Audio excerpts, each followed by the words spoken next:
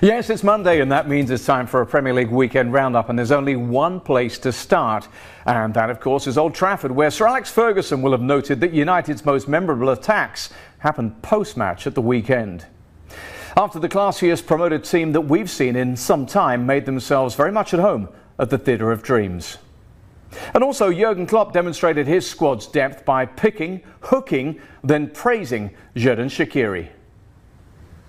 Oh yeah, I think you'll agree I'm on a Swiss roll, aren't I, Mr. John Wilkinson, one of our regular Monday weekend roundup guests. I'll come to you in just a moment, John, but across in the UK, as ever, is our former Premier League goalkeeper star, Mark Schwarzer. Mark, where were you in your new role as a broadcaster these days this weekend?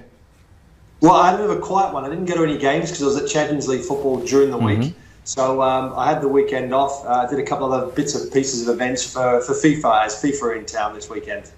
Ah, very nice indeed. OK, good. Well, I'll pull you up on that one of these days. Let's have a little look, shall we, what happened this past weekend. So there we are then. John, I think I'll start off by asking you, not to talk about all the results, but let's just pare it down to one. And I would say not even the best, maybe the single most important result of this round of matches for you. Well, there are a few key ones. I thought that was a good result from Fulham, by the way, at the top there. Mark will be pleased with that one. But Tottenham winning 2-1 away at Brighton, I thought was key. Wasn't pretty. In fact, it was downright ugly. It wasn't classic Spurs by any stretch of the imagination, but boy, did they need that. It wasn't so much really a case of the quality, it was just the need for that result, wasn't it? At the top of the table, of course, and then there were one. And that's just Liverpool. The 100% record as Chelsea surrendered theirs against West Ham. But the story really here is about Manchester United, who found themselves as a result of that draw at the weekend, 8 points off the top. And of course also with just 4 points to show for their 3 home league matches this season. And they were lucky maybe to win one of those. Toothless Reds falling behind the league pack sums that up. But Sir Alex Ferguson was there watching. It was great to see him there, but he'll have been dismayed by the post-match comments that have really dominated this narrative. And that's the reason why we're talking about it yet again on this show. Because Paul Pogba came out. Now, in the words of the Mirror here, he accused Mourinho of having negative tactics, explaining why it is a Pogba. Even more provocative with these words, attack, attack, attack. That is evocative. That is what the crowd calls for at Old Trafford, and Pogba knows what he's doing by talking about this. Let's just give you what he had to say about what he felt had happened at Manchester United. Now, he says when we're at home we should attack, attack, attack. That's Old Trafford. We're here to attack. So what's he getting into here? He is getting into the manager. He's saying teams are scared when we do attack. That was our mistake today. So Mark, tell me about this, Mark. Is this Pogba saying Mourinho's getting it wrong? Because this is very, very provocative, isn't it? Absolutely, and it's Paul Pogba trying to, enforce a little bit of player power there. He's using the supporters. He's using the same terminology that the supporters are using. He is now trying to show that, position himself that he's more powerful than the manager. He's clearly not happy. And, I'm sure Jose Mourinho will be livid behind the scenes. And, it's going to be an interesting way this plays out.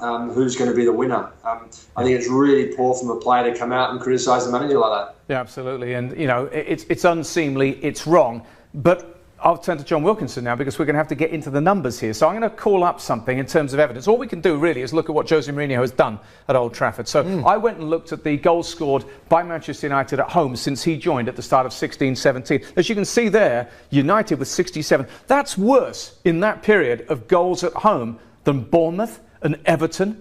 Chelsea and Liverpool are their title rivals, way out in front, and Manchester City have scored 42 more goals in that time. So that's pretty damning, isn't it? That is pretty damning. Now, just looking at that, I'm shocked the differential between the two Manchester clubs. But anyway, last week I remember Mark saying he spoke to a couple of Manchester United fans. And one of them said that they need to play more attacking football. The other one said didn't care as long as they got the points.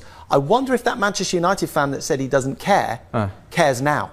Because he should care. Manchester United have to play a certain way, especially at Old Trafford. Perhaps it doesn't matter how you play away from home. Old Trafford, as Pogba said, you've got to attack, attack, attack. We've heard a lot from fans, Mark. We've heard an awful lot from fans about this, and they tend to now say, I'm with the club. Now, this is because someone needs to knock these two heads together, don't they, Pogba and Mourinho, and say, it's not about you two, because look at this. This was Pogba directly having a go at Jose Mourinho. Remember a month ago, Mark, when he said, oh, I can't say what I really want to say because I'll get fined for this. Well, now he's come out here and said, you know, obviously we need to show more options of playing. I can't say that because I'm a player. Here we go again. Yes, because I'm not the manager, because it's his fault. I mean, this is as overt as his criticism could be, isn't it?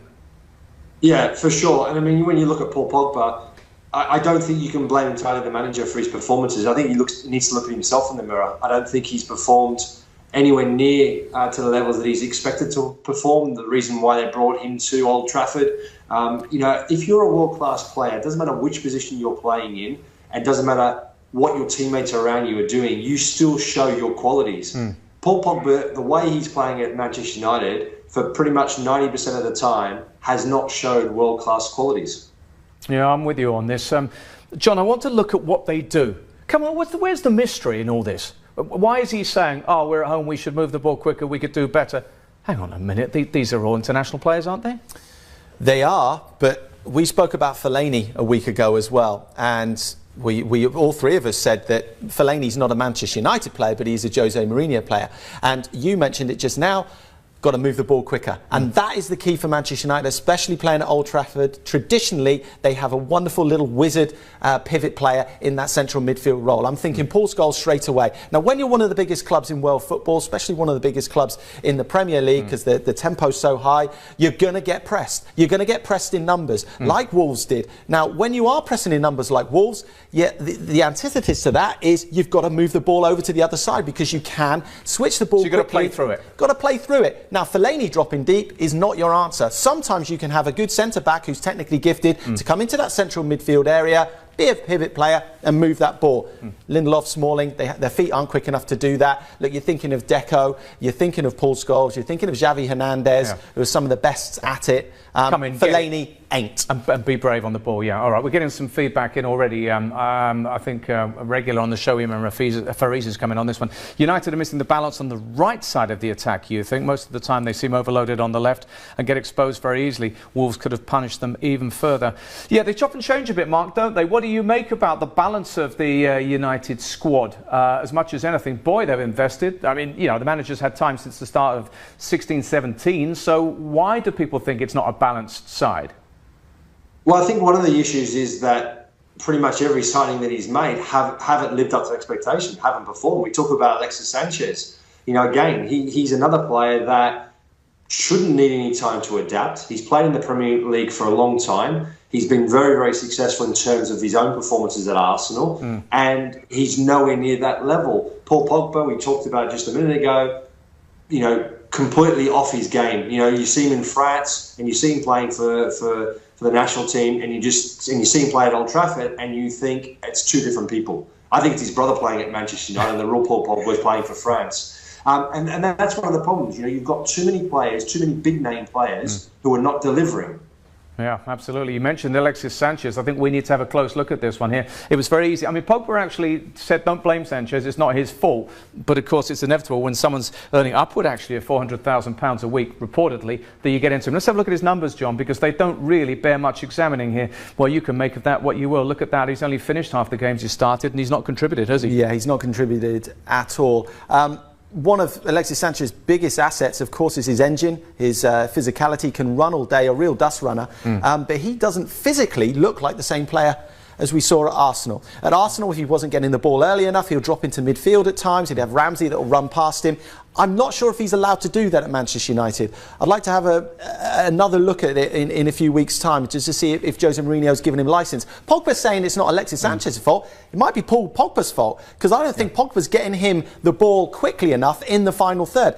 Get Alexis Sanchez the ball in the final third. Confidence is not an issue. I think there's some tactical issues there that Sanchez isn't happy about, and it's not working for him. Again, though, we're having this conversation because these two have had a go in public. Let's turn it now to the Mourinho side of this one here. Jose lets rip. What did he do? Just as we saw after Brighton, he has a go at the players. He talks about their attitude. Bad attitude. This is the Manchester Evening News, who are Jose Mourinho defenders. So that is straight from the manager's mouth. Problem here. Mark, listen to what he had to say here, because this is when he initially had to go at the team in general. Okay, so this was them saying, right, okay, one team was too relaxed, playing at 30% of your potential is not enough. Wow, he's having a go at them here. Not sharp enough, creative enough, intense enough. I can't explain the difference in attitude. It's a problem, isn't it, when a manager can't understand why his players haven't performed? I mean, you don't want to be admitting that, do you? No, not necessarily, no. And I think it's a case of, Jose Mourinho being completely flustered and flabbergasted in the attitude of his players. Can't understand it, because he demands it every day. He demands it on the training field. He demands it in the change rooms before they go out on the pitch. You always do a huddle just before you go out there. And it's about what he's expecting from the players. And sometimes it's a player that holds that meeting or that talk, or as a coach, the manager. And it's all about trying to make sure that everyone is switched on and ready to go right from the off. It's not new for Manchester United that a team will come to Old Trafford and fight for their lives. That happens to them every week. Yeah. So that shouldn't be anything new. The problem is, like I said before, it's players not delivering on the pitch when given the opportunity. Alexis Sanchez, does he go in behind? I know Jose Mourinho. He will give him the freedom to run and do whatever he wants in the final third. Alexis Sanchez, I don't think, can do it anymore. That's his biggest problem. Yeah, and that's something that at least one of our viewers has picked up on here. This is Satosh Singh saying Sanchez needs to be dropped. Martial played the 20 minutes better last game than Sanchez did since March. Again, Martial, is he the answer? Are there players going backwards at the club? If Martial's playing better than Sanchez, then Martial should be in. But where's Martial's head at the moment? He's another player that I don't think is happy at Manchester United. Perhaps, maybe it's not Manchester United, maybe it's Jose Mourinho. He's not happy with Jose Mourinho. It's interesting to hear Mark say that he doesn't think Sanchez can do it anymore. And that's kind of what I'm talking about with physically. I think Sanchez, I never thought Sanchez would get tired. He looks tired. He looks beaten. He looks defeated. Wow, okay. And of course, it all came down to the fact that it is Pogba and Mourinho doing he said, she said, and having a go at one another once again. But there's one thing we've overlooked a little bit here, and that is the quality of Wolverhampton Wanderers. We'll talk about them when we come back. Welcome back. Great to have you with us here as we run the rule over what happened this past weekend in the Premier League. We've been talking about Manchester United and what happened when they drew 1-1 at home at Old Trafford against Wolverhampton Wanderers. But we need to praise Wolves right now, because everyone has been doing so, the press with this one. Wolves put bites on Jose, was the way that one paper looked at this. Jamie Redknapp, writing in his Monday column in the Mail, said this is the best promoted side I've seen since Kenny Kings. Of course, that's the Blackburn side that came up, signed Shearer, of course, and proceeded to win the Premier League. Well, Mark Schwartz is with us, as he always is, joining us from the UK on a Monday. Yeah, Jamie's said best since then. I suppose the thing about Wolves is the way that they've just swaggered into this division. Do you recall a team being as confident as they've been? No, not really. I think also you look at the quality that they possess, the internationals, Rui Patricio coming in, Moutinho. I think those guys have been outstanding since they've arrived in the club. And you've got people like Ruben Neves. What a discovery he's been in the Premier League, in the Championship to begin with. And I think he's only 21 years old. So I think it's been very well, it's very calculated in terms of the players they've brought in, and they've gelled really well. A lot of that's got to do with the fact that, they're all, a lot of those guys are Portuguese. And I think, the fact that the manager is Portuguese as well.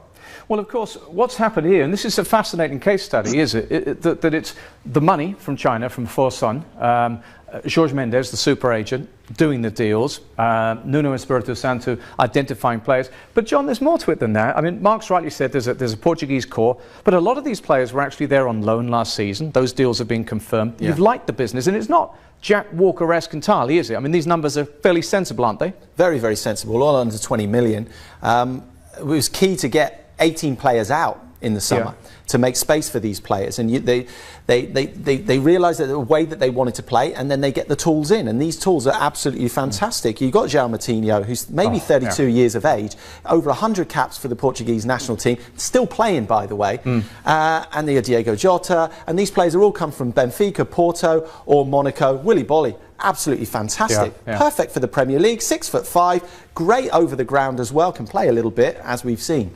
Let's have a quick look at what they've done so far. Obviously, they got off to a slowish start with a draw and a defeat, but if we have a little look at their results, Obviously, the two highlights for Wolves would be 1-1s against both Manchester clubs. And in both of those games, they gave a really strong account of themselves here. Mark, I just want to talk to you a little bit about what's good about this side here. We've got their average formation against United here. They look so settled, but then again, they are. He's named the same starting 11 6 games in a row now.